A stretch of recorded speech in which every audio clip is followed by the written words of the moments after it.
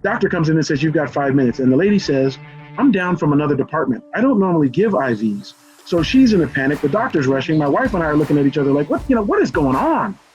Guy says, we got to live it. Oh, Nelly, we are back with another episode of the Todd Durkin Impact Show. This is Todd Durkin. And my friends, today, you're going to hear from one of my best friends. Someone who I share a lot of time with. As a matter of fact, besides my family, I probably spend as much time with him as anybody else because Marlon Gardinera is the head football coach at Scripps Ranch High School here in San Diego. And this is where my sons Luke and Brady go to, and also where I coach. I'm the strength and conditioning coach for the high school football program, as well as the quarterbacks coach, where my son Luke is a quarterback and Brady plays on the team as well as a linebacker and running back. And Marlon Gardinera has one heck of a story. And in my new book, just came out last week, Get Your Mind Right, you know how I talk about life requires you to overcome obstacles and challenges and to really, when you're facing fear, how you smack it straight in the face. And I talk about tapping into whispers, and I talk about living a life worth telling a story about. And I couldn't think of anybody better than to share the story of Marlon Gardinera.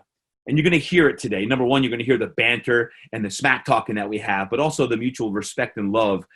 Because Coach Gardinera, while he was a standout athlete here at Mission Bay High School in San Diego, he also starred at Oklahoma State University. We like to give him a little jiving about the University of Oklahoma, but he's an Oklahoma State Cowboy. He played baseball there, and he then became the head football coach at Scripps Ranch High School a few years ago.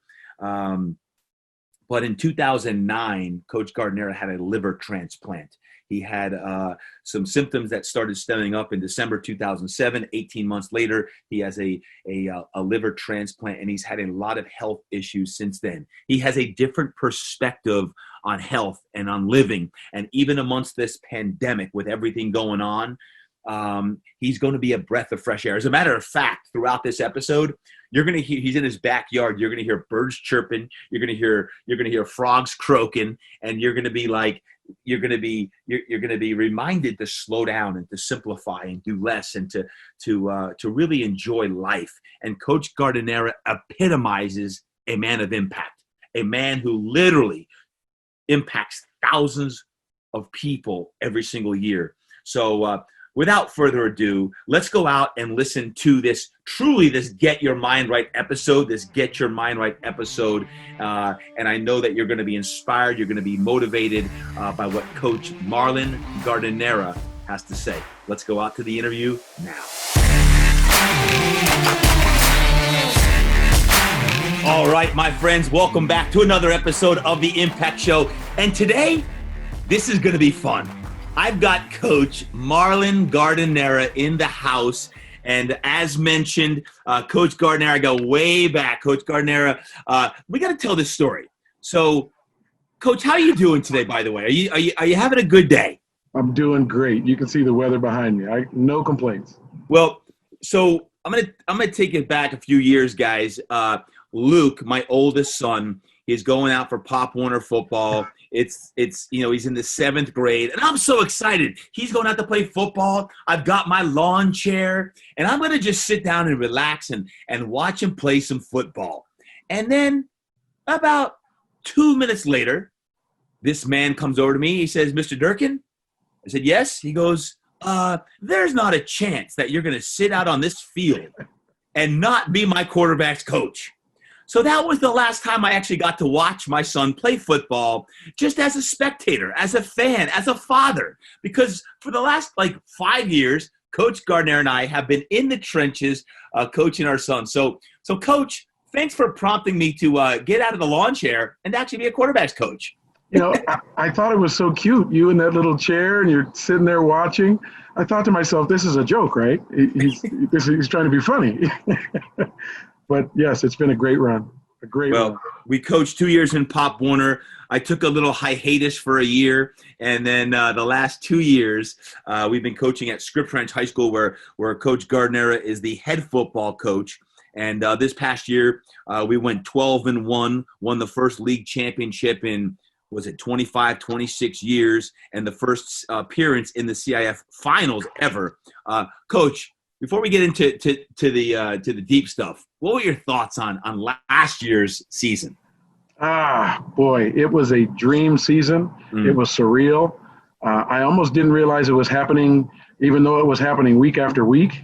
The wins just kept racking up. The kids paid attention to the details. It's like they bought in. It was a dream. Everything you asked them to do, they were doing it.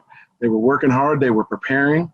I always say one of the disadvantages, we had I think like a third-year high school strength and conditioning coach.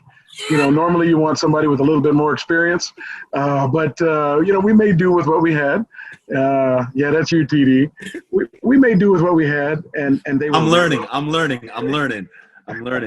What was your highlight out of the entire year? If you had to pick like one thing, what was your highlight? Well, I'm going to be honest. My shrink says I'm not really ready to talk about last season after going 12-0 and losing in a championship. The highlight was almost being perfect, which would have been validation to me for the kids that if you put in the work, you will be rewarded. So I think I wanted that more than anything else from that entire experience. So obviously the joy of watching my son who's on the football team, your son, people in this community, I love our community. So seeing people come out, seeing people talk about it, seeing people enjoy the atmosphere that we finally have been able to create with this program. There really wasn't any bad parts. It was fantastic. Yeah. It really was. And to make sure we give credit where credit is due, one of the things that you've always strived, and this is an amazing feat that I've never heard done at any football program across the country, is our team last year finished with a 3.71 cumulative GPA. How the heck did that get done? Boy, I hate some of the sayings out there, but say what you mean what you say.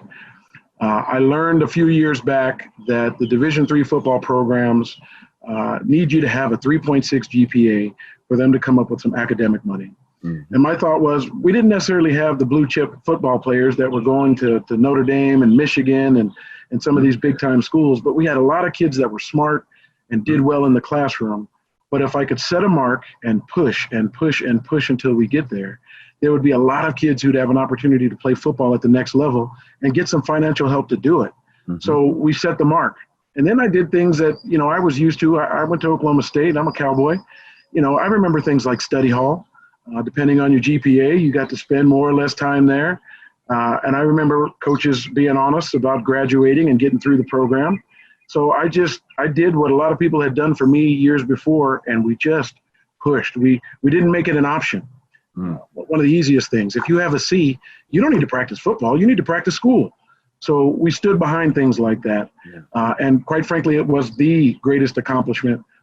When I talk to the kids, I talk about GPA like a credit score. Yeah, and this is the truth what Coach Gardinera is talking about right now, because some coaches talk about it and he demands it and expects it and gets it done. And it's not so much, hey, listen, there's a lot of teams that have good students, and the good students are going to be good students. But it's those fringe students that are probably C students that could go to D's, or those B's that could easily slip, that his constant accountability and grade checks that he has with our players really brings them off the fence and rises everybody up. So I think that's an amazing feat. But obviously we're going into a new season this year with all brand new expectations, and we will be having football, and I'm so excited for this season. So, man, it's going to be awesome. A few other things before we get rock and rolling. I got 5 questions. Football or baseball?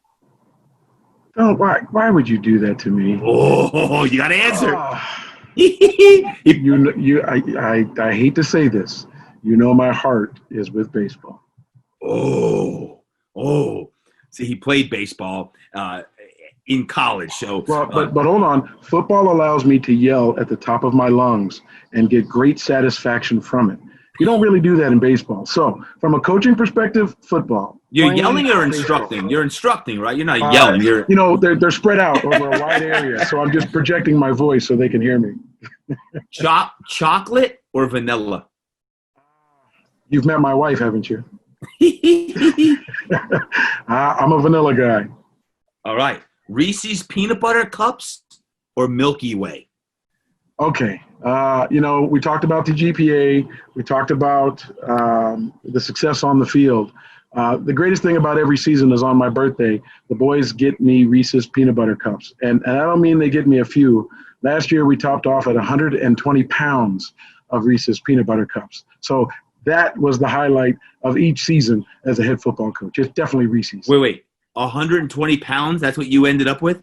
4 very large trash bags completely filled with Reese's Peanut Butter Cups. And I know, knowing you so well, that, I don't know, you donate them to the troops, you do something very, very altruistic with 120 pounds of Reese's Peanut Butter Cups. Because I know with health issues and things like that, I mean, you're really going to make sure that you don't, you don't eat too many of them. So what do you do with 120 pounds of Reese's Pieces Cups? Well, I always think about the troops, but, they would melt going to the Middle East. The only bad thing is my wife is generous and somehow finds a way to give them away to anyone anywhere close to my home. Other than that, I do my best. Some people work out. Some people take energy drinks, protein. My life sustenance is, there you go. Mine is Reese's Peanut Butter Cups. All right. Next question.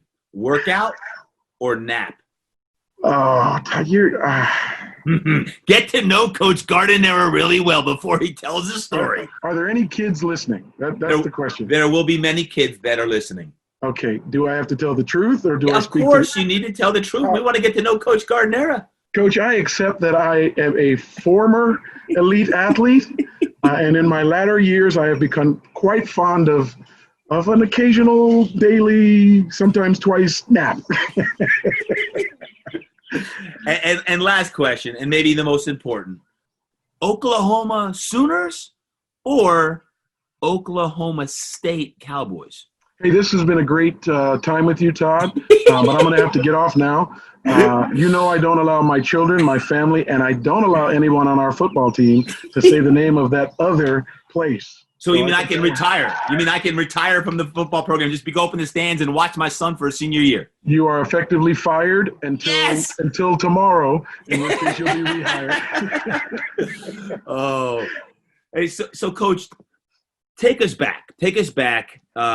I said in the introduction that you guys got to hear the story of Marlon Gardinera, and we love to have a good time, and I love every day I get to hang with this guy, coach with this guy, and just spend time with him. Take us back, December 2007. What happened? I had been having some odd symptoms. Doctor called me and said, hey, we need to do an ultrasound of your kidneys. They did an ultrasound, not conclusive. The next and probably most important part was I was walking our then, I think he was 3 or 4 year old, up and down stairs. Excuse me, he was 2. I was walking him up and down stairs, and my feet hurt so bad I couldn't feel them. And my wife said, stop carrying that boy up and down the stairs. And I thought, well, now wait a minute. A lot of men ignore signs and symptoms in their body, and I was no different than anybody else. But when my wife said, don't carry our child, I thought, I need to figure this thing out. So I went to a doctor, great guy, Howard Nowak, Kaiser, out in San Diego. And he ran a test accidentally.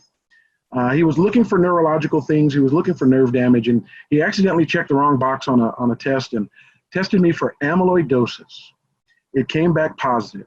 Now, he knew in November of 2007, but it, as far as he knew, was a terminal illness. So he didn't tell me until December 27th because he wanted me to have the holidays without that burden. So December 27th, 2007, it was about 2:45 in the afternoon. I remember it all. He called me and said, hey, look, I have a great time with you. I have a good time when I go to the doctor's office. He said, I love our visits. It's great, but I got some bad news. You have amyloidosis. It's a protein. It mutates. Wherever it goes in your body, it destroys. And it typically works itself around your body till it gets to your heart. And once it gets to your heart, you die of congestive heart failure. So, he hated to be the bearer of bad news. But reality was, on that day, I thought I had a year, maybe 2, to live. So he said you have 1 to 2 years to live. It's 2 days after. How old were you at that time? 2007, I was 34. So you're 34 years old. He says you got a year or 2 to live. Amyloidosis. All right. So what's the treatment? What do you say you have to do?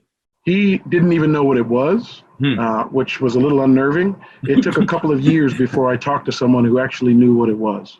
Now, someone who didn't really know what amyloidosis was, but had heard of one possible treatment said, hey, your form of amyloidosis comes from your liver. The protein is sent out from the liver. We've seen a few people get liver transplants because what it does is it resets the clock.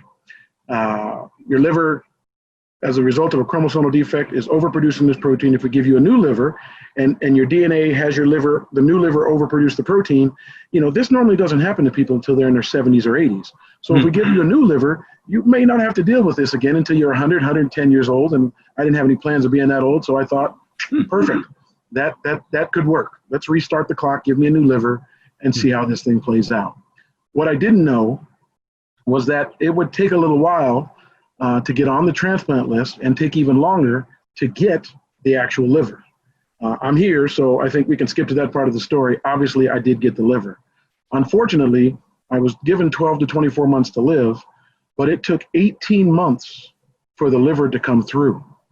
So you can imagine when you get to the 11, 12 month mark, you cry yourself to sleep a lot. Yeah, I was going to say, so when you get diagnosed December 27, 2007, they say you have 1 to 2 years to live. They don't even know what amyloidosis is. Are these days where you're going to sleep crying, you're thinking, I'm not going to see my kids again, it's over? Or is there hope that somehow you're going to miraculously make it through all this? When they didn't know what it was, but they knew how long I had, hope is not the word that I would use. I was doing things like writing letters to my kids, giving them lessons that I didn't think I'd be around to share with them. I was working harder than I ever worked. I wanted to create a cash stockpile for my wife to be able to take care of my kids. Because at 34, you think about retirement and, some people have life insurance. I wasn't in that mindset. I thought I had 30 good years to provide for my family. Right. So it was horrible. It was an emotional up and down, back and forth. And at the time I was probably 270 pounds, still moving around pretty well, pretty athletic. But like I said, crying myself to sleep, not so much out of fear of losing my life. I kept wondering if I was going to wake up and see my sons. So it made going to sleep rough, real rough. Mm-hmm. So what happened in that time when they said you needed a liver transplant, but it wasn't readily available? What happened then? What happened next? So they said get a liver transplant. Kaiser doesn't do transplants, at least not in San Diego. So they said you can pick any hospital in the continental U.S. We'll put you up. You can live there because you have to be within 4 hours of the hospital. And I said, well, where's the best chance of getting a liver transplant? And they said L.A. And unfortunately, there's a lot of people and a lot of bad things happen. And if you do it at UCLA, it'll probably happen sooner than anywhere else. So I took about 100 visits to Los Angeles for checkups and labs and testing and follow-up. But probably the 9 most important visits, I got called 9 times before I got the transplant, which is highly unusual. Normally, they call you the first time, say we have an organ, you go into the hospital, you wake up the next day and you get to move on with your life. But because I was relatively healthy, they wanted to give me a really good liver to give me a chance at a more full life. So I had 8 false alarms driving back and forth to LA. And let me tell you about a false alarm. You get the call. The first time I called everybody I knew. I called my mother, my grandparents. We cried. We were excited. I drive to LA. I might have been driving a little faster than usual. I got pulled over for doing 110. But, I had a little adrenaline flowing. Okay, let me guess. You somehow got out of that one too. Well, funny thing, they give you a pager when you're on a transplant list because, cell signals aren't always so great. But the pagers use a different network, and they work no matter where you are. So I get pulled over in a tinted out car with big old rims, flying on the toll road up to 73 on my way to Los Angeles. And the cop says, "What are you doing?" And I show him my pager and say, "Hey, I'm rushing to UCLA. I need a liver transplant." And he looks at that pager, and I can't even imagine what he was thinking. Because, obviously, we were many years into cell phones at that point. So right. I thought it was a joke. And I kept saying, "Call it. Call the number. They'll tell you. Call the number." You know what? He finally let me go. He asked me to do me a favor while trying to save my life, try not to kill anybody else. and he let us go. Knowing you, I'm surprised you didn't have a police escort to UCLA's campus and the hospital. I thought about asking him, but he seemed a little frustrated, so I let it go. Oh my goodness. Okay, so you're back and forth, 8 false alarms, meaning you think you're getting it. You go up there and you show up, or like you on the gurney and you've got your IV ready. Like what is a false alarm?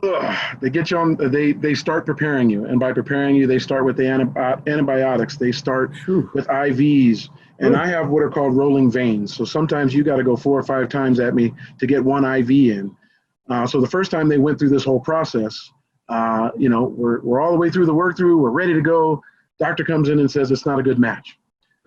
It took hours to get home because we had to keep pulling over so I could vomit. They put so many things in you in preparation for a transplant. So when you don't get one, physically, you're not feeling so good. So those 8 visits were emotional because I wasn't getting the transplant.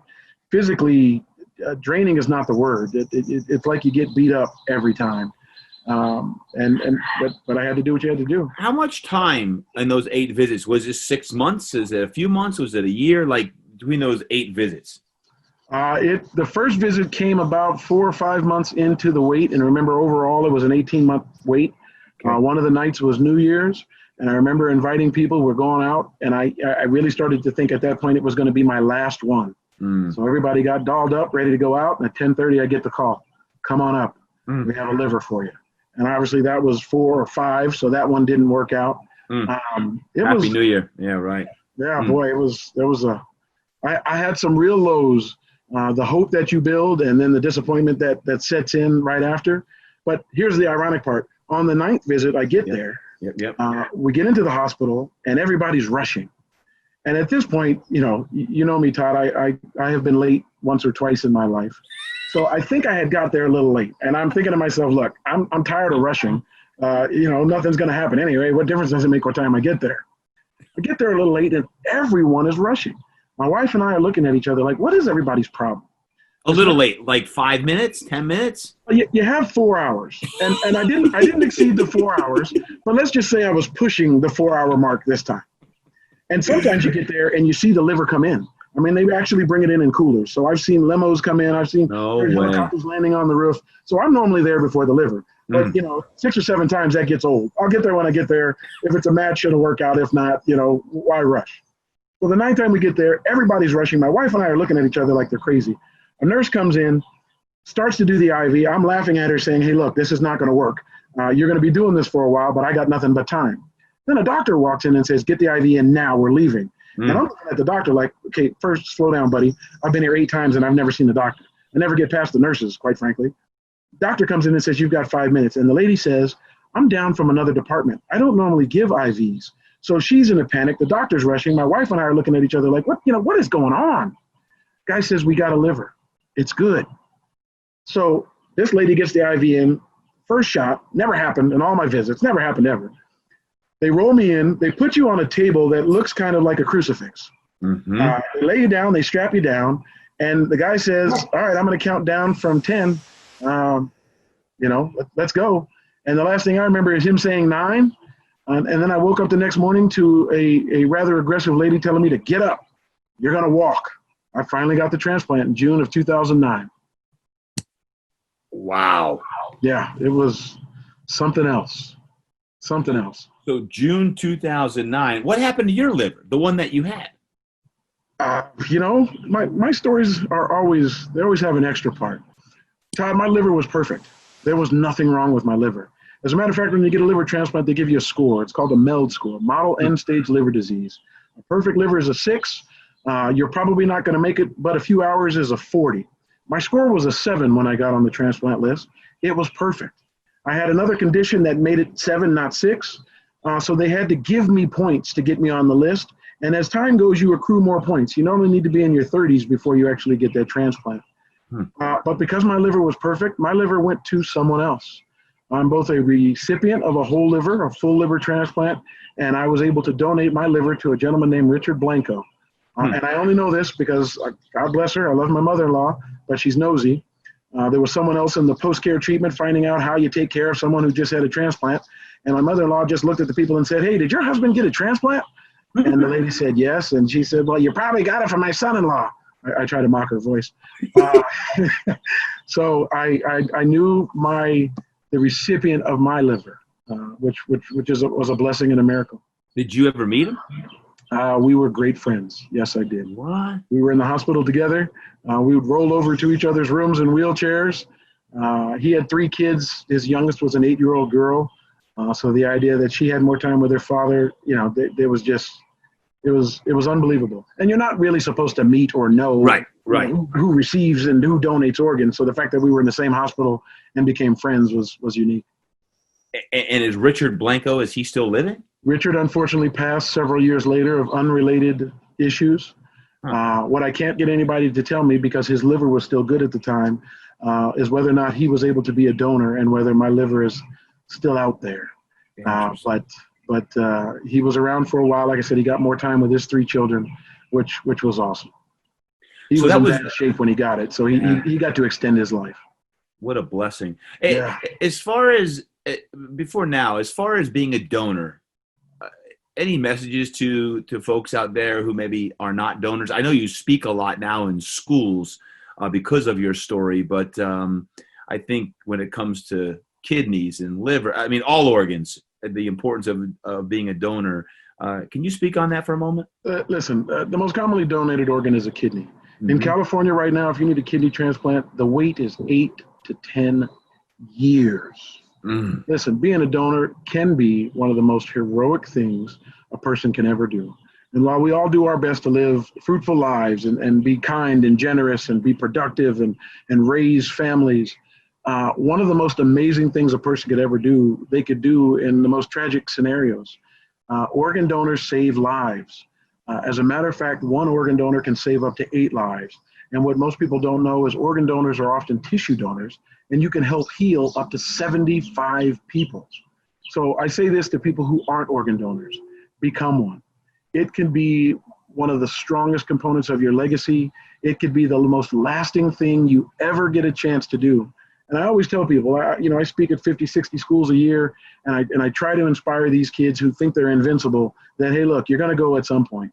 And hopefully they all live to be 100 years old. Mm. But even a 100-year-old can donate their skin to a burn victim. Mm. As far as legacy, as far as contribution to the world, you could be a donor to someone who comes up with a cure for cancer. You could be a donor to someone who has a kid, who finally gets world peace. You just have no idea what the impact of giving can be to so many people. It's an unbelievable, it's a math equation you couldn't possibly do on how many people could be impacted by that generous gift. So obviously I encourage people, donate life. It's one of the most amazing things you could ever do. And how do they do that? How does someone do that if they haven't done it on their driver's license? It's really simple. You go online. All 50 states have very simple process. Just put in organ donation and you'll get a link to your state. In California, it's donatelifecalifornia.org. It takes 5 minutes for you to designate that you would like to be an organ donor. It literally takes 5 minutes for you to do that. We're grateful in California for the DMV. The DMV signs up millions of new donors every year. But don't eliminate yourself because you have a heart condition. Don't eliminate yourself because you've had cancer. Don't eliminate yourself for any reason at all. There's almost always something you can do to help save or heal a life as a result of being an organ donor. Yeah. Well, that was June 2009. Now it's 2020. 11 plus years have passed. What's your health like now? Are you, quote, out of the blue? I mean, I know even now we worry with, if the flu season comes up, we've got to be careful with your health. Now, obviously, with the pandemic, that's even more so. But where are you at now overall with your liver, with your health? And what do you have to worry about? Today, I am doing great. I couldn't be healthier. Yes, I'm a little nervous. I'll tell you a little flu story in just a second, but I suffered from chronic rejection for almost 10 years. And that's just my body doing its job, trying to get rid of a foreign object inside of me. So your white blood cells attack something foreign, and the new liver didn't come. It's not an original part.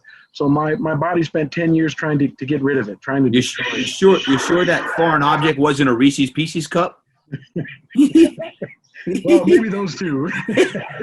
Hey, by the way, you know what I love about right now?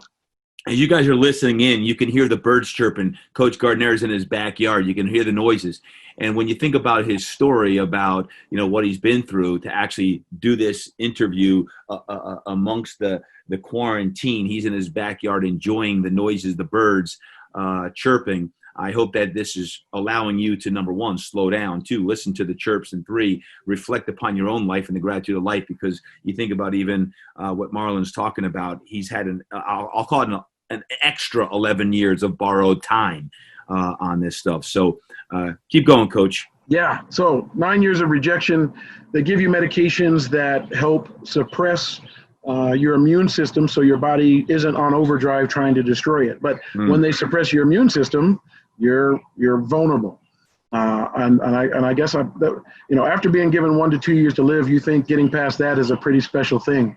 But unfortunately, that vulnerability caught up to me in January of 2013. I woke up the morning of the 3rd. I didn't feel great. I called the doc. Hey, doc, I don't feel great. He listed out the symptoms and said, if you get any one of these symptoms, come on into the hospital.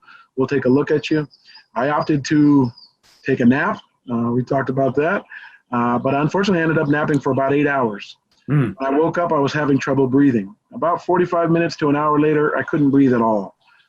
So unfortunately, in a panic, I tried to indicate to my wife to call 911. She did. The fire department came to the house. They put me on, they put the little plastic mask on your face, and when you can't breathe, you're doing everything you can. I remember sucking the plastic into my face repeatedly. They rushed me down to the hospital. I get there, and they put me on a machine called BiPAP, which is forced air. To me, it felt like I was on a treadmill with handcuffs. The speed was turned all the way up, and I couldn't get off. Which, it's a good analogy. Yeah, it wasn't at the time, but I can joke about it today. But it literally is forced air. And unfortunately, you lose the sensation of being able to breathe out because you can feel how much air is going in. So it really does feel like a form of torture. After a few minutes of it, I ripped the mask off and I told the nurse to intubate. And she kind of looked at me funny, like, kid, you've been watching too much television. That's not how this works. But the next thing you know, apparently I passed out and they had to intubate. And I don't know, I think I woke up 10 or 11 days later. I was in a coma for 7 or 8 days. And when I woke up, because of all the medications they had given me, because I went from pneumonia that day to sepsis, which is a bacterial infection in your blood that causes your body to start to shut down. First thing it does is stop sending blood to organs other than your heart, lungs, and brain. So your kidneys fail, your spleen, other parts of your body literally just start to break down. I think they told my wife to bring in a pastor or priest because, most people who end up with sepsis, it's a losing battle, particularly people with a compromised immune system. So I went from pneumonia to sepsis. I think it was 10 o'clock the next morning, my heart stopped. I coded. So that 1 to 2 years to live was interesting, but losing life, not so fun. Again, the end of that story because I'm still here. But the panic, the nightmare of not knowing if I would survive, and then hearing over the loudspeaker in the hospital, because I had a few close friends and family, and obviously my wife, who was always by my side there in the hospital, hearing over the loudspeaker, code blue, room 4, which is what they heard. And thankfully, my wife is horrible with directions, so she had no idea where code blue room 4 was on the west side of the building. She thought I was on the east side, so it didn't hit her as fast as the people that were with her, because they understood what it meant. Whoever's in that room, their heart's not beating anymore. But grace of God, I came through that. 8 days in a coma. I think it was another week where they thought maybe the lack of oxygen had caused brain damage because I wasn't responding to light or sound or stimulus. My eyes would open. I heard the drooling, the sort of being out of it. First memory I had was my father, who was leaning on my head, and he kept saying, "You're going to be okay. You're going to be okay." And my only thought was, "Yeah, I'll be fine if you get off my head." He was heavy. And as much as I I still do work out. I mean, your gym is a great place to be. My jaw works out more than anything else because I'm a talker. That is so true. I have a good time in your gym talking to all the people. It's a great atmosphere. But the atrophy was real. I had been in the bed for weeks at this point. So my father laying on my neck or leaning on my neck, it felt like I was, carrying boulders. And little did I know that, I had lost 70 pounds laying in this bed. And probably the most pivotal part for me, I slept through it all. I feel for the people, and there were a couple hundred people who came to visit. There were a lot of people from my church who didn't think I was going to make it, but there were prayer warriors everywhere, and they were filling this hospital. I mean, they had to ask people to leave. You can't have this many people in a hospital. Those prayer warriors, it worked. And I feel horrible for all the people who had to see me that way. But, I just slept and lost 70 pounds. I thought it was a great weight loss program. But when I got up and realized what was going on, it was rough. It was really, really rough. Obviously, my kids didn't see me that way. I didn't want them to see me that way. But the idea of checking out as a father of young kids, that's not in anybody's plan. That's not in anybody's vision of who they are and what their life will be like. But funny story, working out, as if there can be a funny story from all of this. Doc looks at me on day probably 20. He says, "You ready to walk?" And I look at him and I say, "Yeah." He says, "Well, hold on. I'm going to get a couple guys in here." And I'm thinking to myself, "Hey, buddy, I've been walking for 39 years. I'm pretty sure I know how to do this." He says, "Just let these guys come in here. They're going to help you." These two huge guys come in all black. And my first thought is they're coming to take me to the morgue, but I'm alive. Why are these guys wearing all black and why are they so big?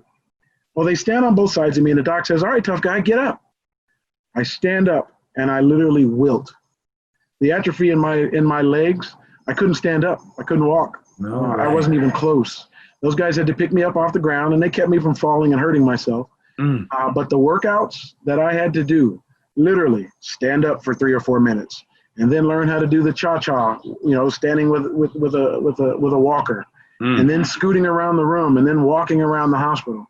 I've never had a workout like that in my life. The doc said there is no muscle and you're about to create enough muscle to carry a 220-pound frame. So good luck to you. But that was probably the hardest workout of my entire life. Wow. So you've obviously been through a lot of obstacles, a lot of health challenges. Here in 2020, when you reflect upon it, if you could talk about overcoming adversity. Now, maybe it's physical, maybe someone's been through hell and back, someone's facing a real tough time. What would you say would be like maybe 2 or 3 things that you could say, you know what, here's what got me through, or here's what you would recommend for someone that is going through a difficult time, like being able to stand up, be able to walk, be able to get their mind right? Like what are a couple things? Well, let me give you one more hurdle before I describe how to do that. You mean there's more? There's one more. I'm on anti-rejection medication, which keeps, like I said, my liver from rejecting. However, the average lifespan after you get a liver transplant is about 5 years. I'm going on 11 this June. Now, that never meant anything to me until about a year ago. A good friend who works in the liver department at the hospital said, "Hey, you realize, you're really lucky to still be alive." And I'm looking at him thinking, I'm healthy as can be. What are you talking about? And he meticulously described to me that one of the medications I take to keep my body from rejecting causes cancer. It's not an if statement. It's a when statement. So as adversity goes, I'm expecting cancer. I don't know when, I don't know what form, I don't know how far along it'll be, but it's just something that I know is on the horizon. So to answer your question of how you deal with adversity, past, present, and future, number one, without question, is my faith. There is no substitute for faith. Having something other than yourself and your thoughts to believe in and drive you and motivate you is all powerful. After that, it's my wife, my children, the people around me. I joke with you. You work out too much, too hard. You're always too amped up. You make me crazy. But there are people in this world who breathe life into you. Be around people like that. Not everybody gets to see you. A lot of people just get to hear you. I come to your gym sometimes, Todd, not because I want to work out, but man, that dose of energy is something else. So when you have, a weight on your shoulder or a worry on your mind, do something productive. Do something that gives you energy. Do something that makes you feel better. And as much as I like to joke and complain about not working out, we all know what it does for you. When you put your body to work, when you put your mind to work, we all know you come out on the other side feeling better. So faith, being active, and relationships, connections, living life, for me is not hiking or cliff diving or jumping out of airplanes. It's laughing, it's loving, it's smiling, it's yelling, talking loudly to the kids on the football field. It's trying to inspire them to get everything they can out of life before they get out into the big world and don't necessarily have somebody in their ear. I mean, we're so lucky to have kids' captive attention at 16 and 17. And, I've got a 16-year-old in our football program. My 14-year-old will be in the program next year. Todd, we get to spend 3 or 4 hours a day, every single day with our kids, and they're happy to be with us. So I use those things to distract. I use those things to drive through. I use those things to motivate me for tomorrow. So let me ask you, you talk about faith. When you're going through all of it, it's easy, not easy now, but when you look back, you say faith got me through it. But was there ever a time from 2007 or 2009 where you just questioned your faith, or you felt empty? You're like, God, are you really there? Like, I've been leaning on you. Was there ever a time where you questioned your faith? I always say, and of course, thanks to you, I have to take my words back. I always say I have no regrets. I have lived life the best I knew how, and I've had a great time, and I have been blessed. But unfortunately, if I actually slow down and think about it, there's one thing I regret. I questioned my faith when I was given a year or two to live. Yeah. You get to about the year mark, and you think you're on borrowed time. And you start to wonder, could this really be a God's plan for my children to grow up without their father, for my wife to lose her husband, for the things that are important to me and the contributions I try to make to this world? Is it really a plan for this to stop? So yes, I did have a little falling out. Mm-hmm. I did look inward a little too much and forgot what got me here, what got me, through all the things I've been through. I forgot all of my blessings. But the good news was, as my faith goes, he's always there. And the day that I remembered I wasn't alone and that this could happen, I finally prayed and this all got right back on track. Mm. And, I am here, but by the grace of God, there is no question.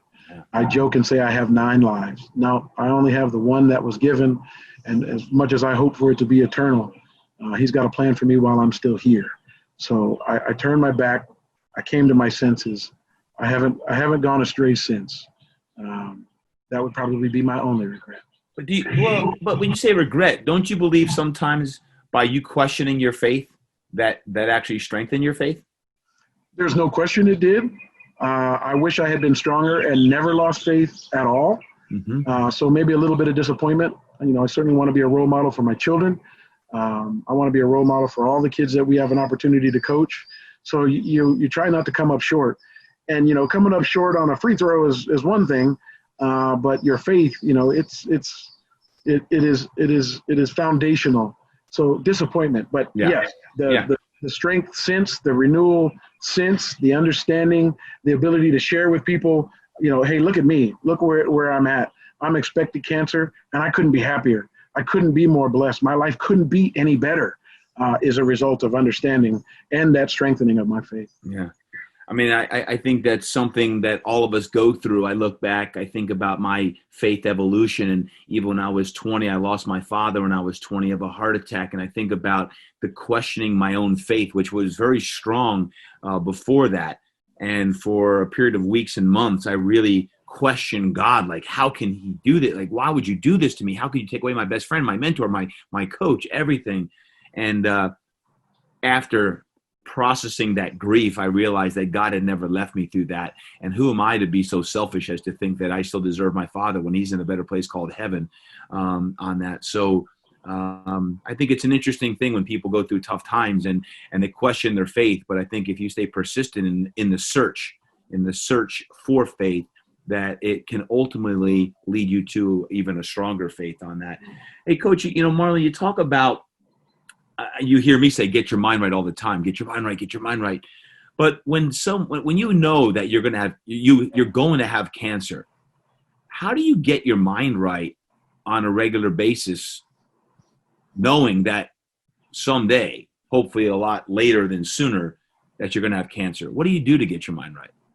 First thing I remind myself is I don't have cancer today. That's the first thing. Like that. Second one is when it does come, I do have my faith. I do believe in eternal life.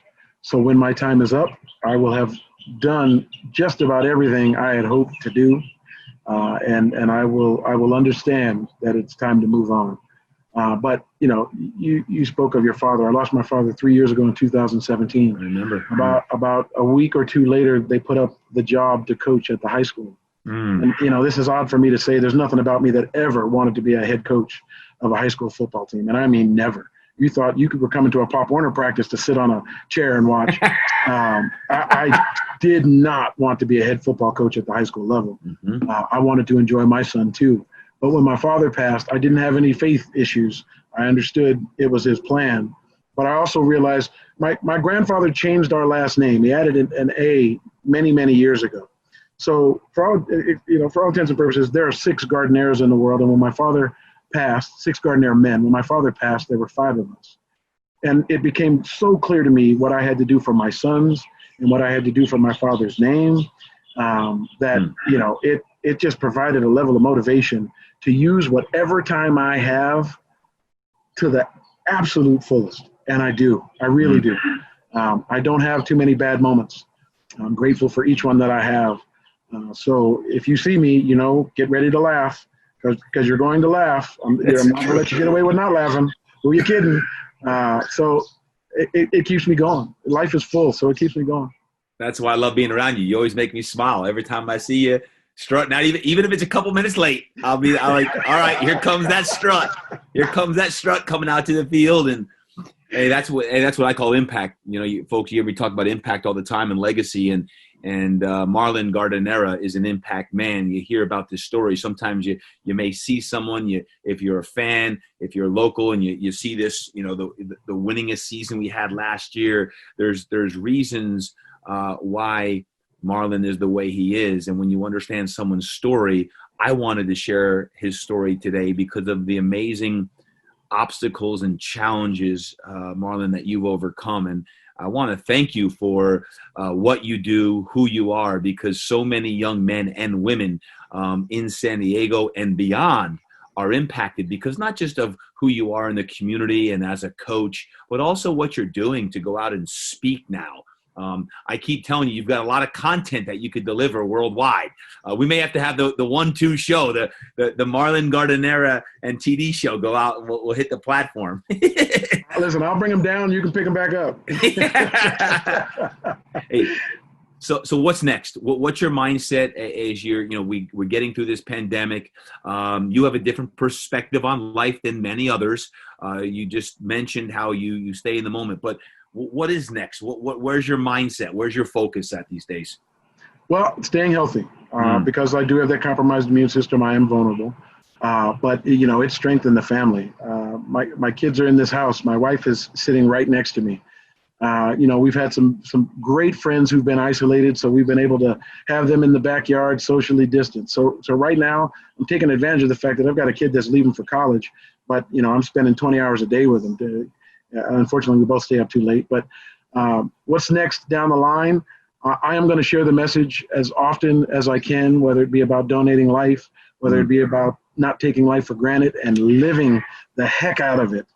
Obviously, I'm going to stay out there coaching and trying to motivate and keep kids on the right path and hopefully get them prepared for college with or without football. Right now, I really want to stay on this path and just maximize it and reach as many people as possible. Really? We're gonna miss these times in a few years when the kids are all grown up and they're gone, and that's why I know I love coaching from 2:30 on when I'm out on the field with you. You talk about laughing and smiling. You talk about intensity.